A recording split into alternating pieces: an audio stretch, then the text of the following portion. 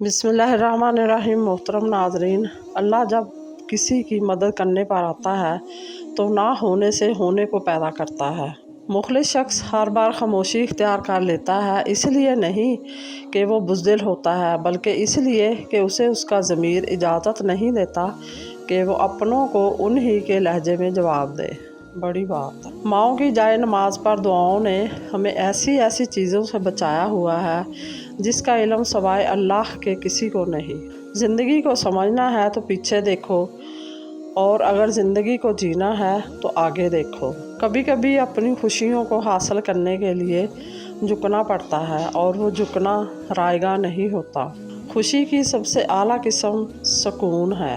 وجود جتنا بھی حسین ہو، آخر کردار بازی لے ہی جاتا ہے۔ چھوٹے چھوٹے شکووں سے بڑے بڑے رشتے کمزور ہو جاتے ہیں۔ حضرت علی رضی اللہ تعالیٰ عنہ نے فرمایا، جو ظلم کے ذریعے عزت چاہتا ہے، اللہ اسے انصاف کے ذریعے ذلیل کرتا ہے۔ زمانے کا سہارا تو بظاہر ایک دکھاوا ہے، حقیقت میں مجھے میرا خدا گننے نہیں دیتا۔ مومن وہ نہیں جس کی محفل پاک ہو، بلکہ مومن وہ ہے جس کی تنہائی پاک ہو۔ جس کو عمل نہ کرنا ہو، دنیا میں سب سے زیادہ مجبوریاں اور دلیلیں اسی کے پاس ہوتی ہیں، اور جس کو بات ماننی ہو اس کے لیے نہ کوئی مسئلہ ہوتا ہے نہ مجبوری۔ اس کے لیے سب سے بڑی مجبوری اور دلیل اللہ کا حکم ہوتا ہے۔ کسی رشتے کو کتنی بھی محبت سے باندھا جائے، اگر عزت اور لحاظ چلا جائے تو محبت بھی چلی جاتی ہے۔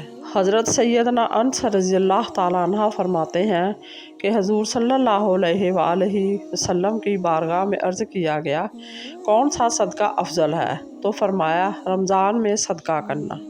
نفس کی پاکیزگی یہ ہے کہ انسان بہت دیر سے غصے میں آئے اور بہت جلد معاف کر دے۔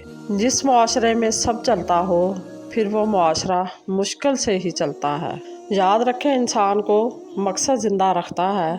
جب انسان کی زندگی کا کوئی مقصد نہ رہے تو ایک ایک کر کے اس کے جسم کے اعضاء دم توڑنا شروع ہو جاتے ہیں۔ مزید اسی طرح کی اچھی اور معلوماتی ویڈیو دیکھنے کے لیے میرے چینل کو سبسکرائب کریں، اور اگر آپ کو ویڈیو اچھی لگے تو پلیز لائک ضرور کر دیا کریں۔ اللہ آپ کا اور میرا حامی و ناصر ہو۔ جزاک اللہ۔